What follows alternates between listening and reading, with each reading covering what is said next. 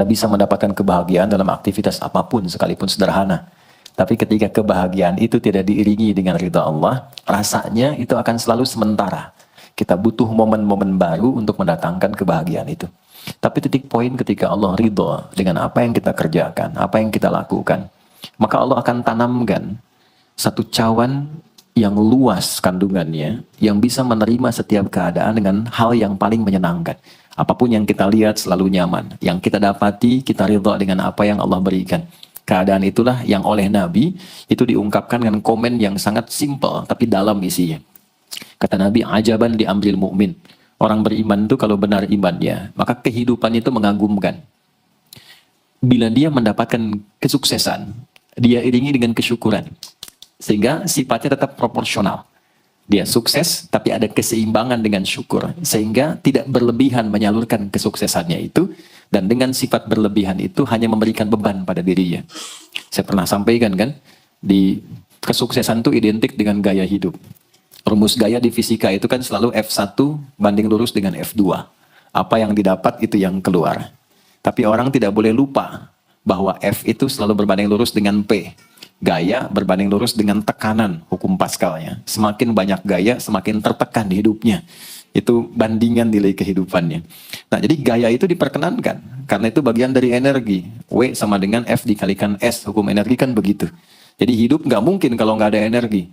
Tapi energi yang terbaik itu akan dihasilkan, membawa kesuksesan kebahagiaan ketika ridha Allah tertanam. Saat dia sukses, dia bersyukur sehingga proporsional. Saat dia merasakan duka pun, dia nyaman karena punya sabar. Nah, sabar itu mahal. Di Jepang ada banjir, itu bisa minta maafnya luar biasa, tak tahan dia bunuh diri. Di kita banjir bisa berenang. Itu gambaran. Cuma kalau nggak seimbang repot juga. Nah, membangun keseimbangan itu butuh konektivitas yang kuat dengan Allah. Konektivitas itulah yang dalam bahasa agama disebut dengan sholat namanya. Ya. Di pertemuan lalu kita sudah mencakup beberapa bagian dari sholat itu. Tapi saya ingin tekankan sedikit untuk menguatkan. Salat berasal dari kata wasala atau silatun. Dasarnya kata wasala yang berarti terkoneksi dengan kuat. Terhubung dengan erat. Kita pernah dengar istilah silaturahmi kan? Ya kan? Kalau kita kumpul, bahasa kerennya saya mau silaturahmi kan? Tapi goalnya tercapai nggak? Ya, silaturahmi itu kan dari kata silah, terhubung dengan erat, rasa sayang dan perhatian. Sehingga parameternya itu bukan saat datang. Kalau datang kita nyapa, wajar, karena orangnya ada. Tapi kalau berpisah kita masih ingat, masih peduli, masih mendoakan, masih ngontak, itulah silah namanya. Di setiap keadaan kita masih terkoneksi. Keadaan kita yang terhubung dengan Allah. Sehingga di setiap tempat kita diperhatikan, di pekerjaan kita dibimbing, di rumah tangga kita diiringi, sehingga semua berjalan mudah dan membahagiakan. Yang melatih kita untuk terkoneksi sehingga nggak putus dengan Allah, itulah yang disebut dengan sholat. Sehingga goal dari sholat itu adalah membangun konektivitas kita dengan Allah yang kuat. Itu yang dimaksud di Quran surah keempat An-Nisa di ayat 103. Fa'idha qadaytumus salata, maka jika Anda telah tuntas mengerjakan salat, fadhkurullaha. Ukuran keberhasilan salat Anda itu ketika Anda merasakan konektivitas dengan Allah, mulai nyambung. Qiyaman, jalannya ingat Allah. Sehingga kalau orang jalan, bekerja di apapun, saat dia ingat Allah, dia bisa memfungsikan tubuhnya sehingga tidak mengerjakan apa yang Allah tidak sukai. Gak akan mungkin Anda melihat sesuatu yang tidak Allah senangi. Dalam keadaan yang sama Anda ingat Allah. Gak akan mungkin melangkah pada tempat yang salah saat ingat Allah. Dan itu tidak mudah, karena banyak orang keluar masjid pun setelah selesai sholat, masih tertukar sendal. Padahal kalau dia ingat Allah, gak mungkin itu terjadi. Itu pelajaran dasarnya. Wa qu'udan wa ala junubikum. Baik itu duduk, bahkan sampai berbaring. Ada koneksi. Nah jadi, singkatnya, sholat itu semua gerakannya, semua bacaannya, dari mulai kita bertakbir sampai kita salam, bacaan yang mengiringi, itu bukan sekedar gerakan hampa makna. Formalitas kita bergerak dan berakhir, bukan sekedar membaca bacaan yang tidak ada isinya, tapi semua bimbingan bagaimana kita diajarkan langsung oleh Rasulullah, bisa mengoneksikan lewat gerakan dan bacaan itu, tersambung kepada Allah, sehingga feedbacknya, semua apa yang kita bacakan dijawab oleh Allah. Semua gerakan yang kita lakukan, ini hakikatnya bimbingan tentang inti kehidupan kita. Jadi di sholat itu ada bacaan, ada gerakan, ada hikmah. Ada maknanya semua. Jadi bukan kita takbir begini hampa saja. Tidak. Kenapa mesti begini? Kenapa tangan yang kanan menutup yang kiri? Kenapa bacaannya setelah itu ada iftitah, ada al-fatihah? Itu ada maknanya. Dan dahsyatnya, semua profesi-profesi sahabat dan generasi setelahnya yang belajar dengan benar tentang sholat ini, itu semua merubah hidupnya jadi lebih sukses dari apapun yang mereka pilih dalam menjalani hidup. Dan yang paling hebat, itu yang menjadikan Nabi mendapat perintah pertama bukan zakat, bukan haji, bukan umrah, bukan puasa, tapi sholat. Dan perintahnya khusus, spesial, disampaikan dalam peristiwa Isra Mi'raj untuk memberikan pesan begitu tingginya nilai sholat ini untuk kehidupan manusia. Mohon izin maaf bagi teman-teman yang baru bergabung, supaya tidak banyak mengulang, teman-teman bisa cek kembali di pelajaran sebelumnya. Kita kemarin telah selesai di pembahasan iftitah dengan tangan kanan meletakkan di punggung yang kiri, lalu kemudian diletakkan di atas dada seperti ini. Kesimpulannya adalah, saya cepat saja, dari mulai kita bertakbir, kalau ingin terkoneksi dengan Allah, maka fokuskan diri kita untuk tersambung. Buang urusan dunia semua ke belakang. Jangan bawa dalam sholat. Kalau ingin kita tersambung dengan Allah, tepikan yang lain, hadapkan diri kita, pasrahkan. Hanya Allah yang tinggi, yang agung, yang istimewa. Kalimat agung, tinggi, istimewa, itu disebut dengan akbar. Maka kita ucapkan Allahu Akbar. Kita buang semua urusan dunia ke belakang, pasrahkan diri kita, hadirkan sekarang hanya Allah yang agung saja. Itu poinnya.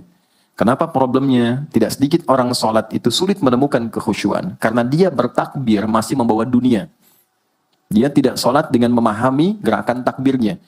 Dia jadikan sebagai formalitas. Apakah benar? Secara fikih benar. Gugur kewajiban, dapat pahala sesuai keikhlasan, tapi value dari sholat yang mahal itu nggak dapat. Itu poinnya. Buang semua urusan dunia, kemudian tambatkan diri kita hanya kepada Allah, dan uniknya kata Nabi, di fase itulah setan mulai bertugas yang mengganggu kita, supaya kita tidak fokus untuk memahami dan melakukan apa yang kita baca dan kita gerakan. Ada setan khusus menggoda orang sholat, namanya khanzab. Nanti ada 9 jenis setan yang detil tugasnya itu berada di sekitaran kita. Mungkin satu kali Mas Baim kita belajar tentang fikih setan. Belum pernah ada kan ya? Anda kalau ke sini cuma tahu jalan yang lurus, nggak tahu macetnya, nggak tahu lubangnya, sulit menghindarinya. Kebanyakan orang belajar tentang malaikat tapi nggak belajar setannya. Sehingga nggak tahu setan apa yang sedang memprovokasi dirinya. Di Quran, malaikat disebutkan 88 kali, setan disebutkan 88 kali. Kalau kita cuma dengar motivasinya, nggak tahu provokasinya, kita nggak tahu bagaimana cara menghindari yang ini. Itu poinnya. Khanzab itu, dia menggoda orang sholat, dimulai dari takbir. Jadi kalau belum takbir, Anda bisa merasa fokus apa saja. Nggak percaya silakan. Sebelum takbir tuh bisa siap fokus. Tapi begitu Anda mulai bertakbir, di hadis riwayat Abu Daud, Allahu Akbar, fayaqulu syaitanu. Maka di sini setan mulai tugasnya untuk mengganggu orang supaya nggak dapat nilai-nilai tadi. Maka dia berkata, udhkur kadha. Kamu ingat ini ya, kamu ingat itu ya. Betapa Anda memulai dengan membuang semua urusan dunia. Tapi kalau sudah takbir, itu setan yang install. Masuk sendiri dia. Makanya kalau nggak percaya silakan nanti zuhur dia. Begitu Anda takbir, itu masuk semua. Ingat ini, ingat itu, mobil parkir di mana. Sampai ceramah saya sekarang pun itu akan masuk. Ingat ya, ada setan yang goda. Nah itu setan itu. Itu setan sendiri. Membuat kita itu begitu lupa. Sampai lihat ujung hadisnya. Hatta la yash'ural musalli kam raka'atan yusalli. Sampai nanti akan ditemukan orang sholat. Dia tidak sadar berapa rakaat sedang menunaikan sholatnya. Nah itu kalau Nabi sampaikan pasti terjadi. Poin.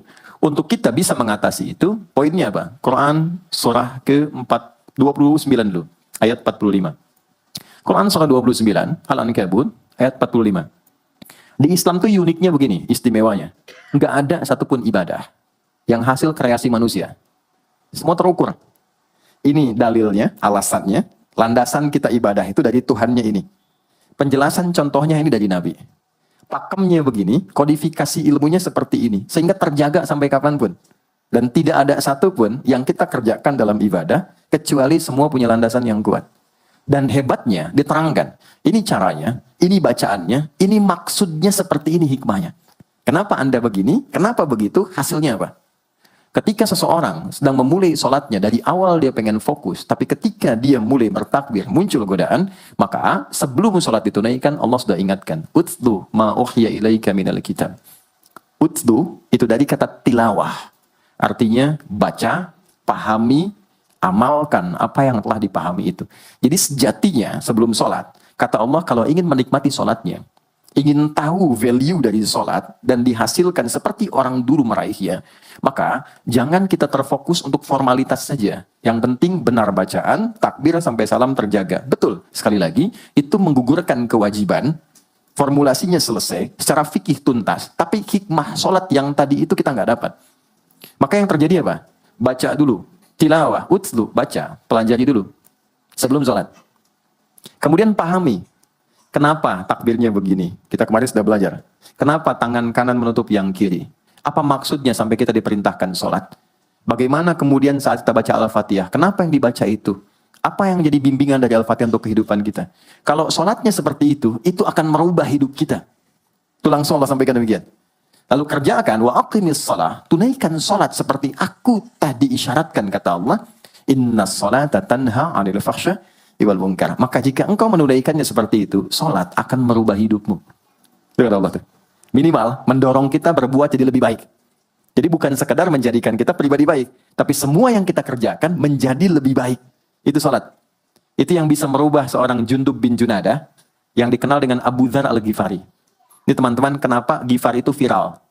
Ghifar itu adalah desa pembegal. Jadi semua sekampung begal semua. Sekampung. Pimpinannya namanya Jundub bin Junadah. Jundub bin Junadah. Singkatnya masuk Islam. Saat masuk Islam, secara singkat saja, Nabi arahkan, diajarin sholat. Betapa sholat merubah hidup beliau, jadi lebih baik.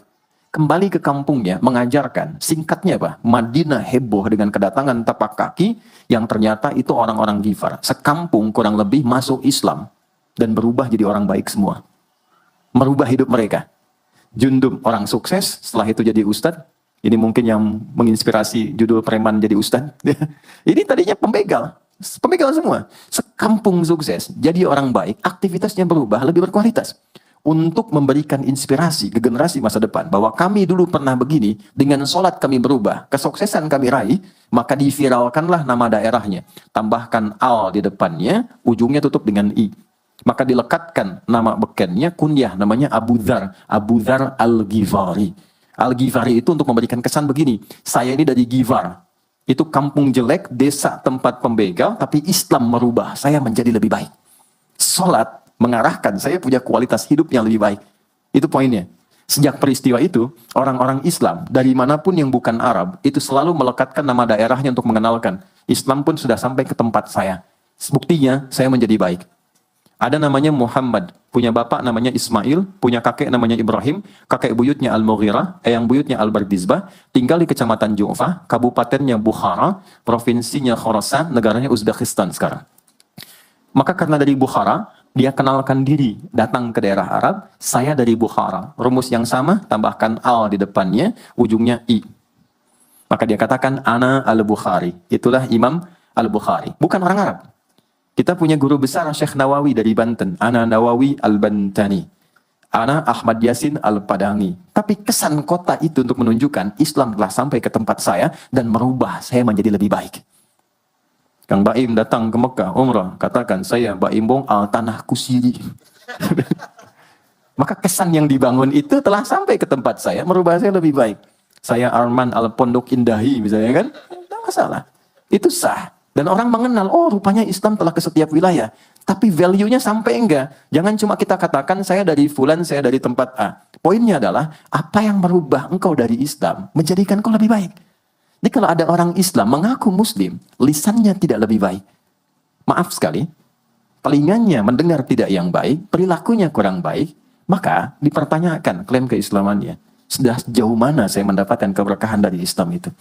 Itu yang menjadikan kenapa sholat paling pokok dipaksa kita wajib, bukan karena sujud rukuknya. Anda tidak sujud pun tidak akan menurunkan status Allah sebagai Tuhan, tetap Tuhan. Tapi ternyata ada value besar yang dengan kasih Allah diminta kita sholat supaya kita minimal jadi orang baik dan sukses dalam hidup.